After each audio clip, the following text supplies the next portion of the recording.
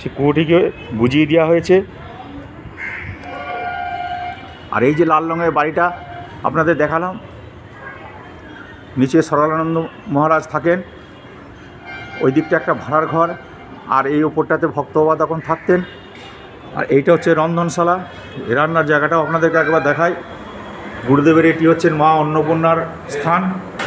এই মা অন্নপূর্ণার স্থানকে আপনাদেরকে একবার দেখাই, যেখানে ভোগ তৈরি করা হয়। আগামীকাল রাত্রে পুজো অর্চনা হবে, সেই ভোগ এইখান থেকেই রান্না করা হয়।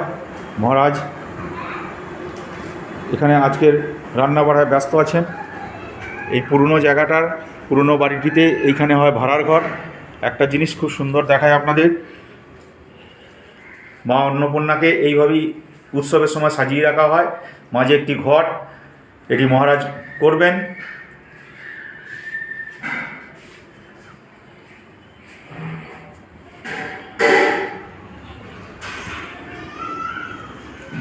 এই ঘরগুলোতে তখন যাত্রীরা এসে থাকতেন। এখন এইগুলো একটু ভাড়ার ঘর হিসেবে ব্যবহৃত হয়েছে। অনেকেই যারা নিচে বসে খেতে পারেন না, তাদের জন্য এই চেয়ার টেবিলের ব্যবস্থাটা এখানে করে দিয়েছেন মহারাজ। উনি ধীরে ধীরে পুরো সংস্কারের কাজে যুক্ত আছেন। যে পুরনো সিঁড়িটার কথা আপনাদেরকে বলছিলাম, সেই দিক দিয়ে একবার ঢুকছি।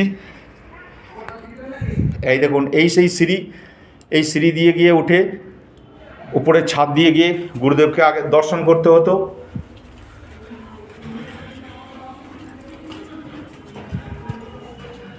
আর এই ছাদের উপর যত পায়রার খাবার গুরুদেব দিতেন। এই জায়গাটা আপনাদেরকে দর্শন করালাম।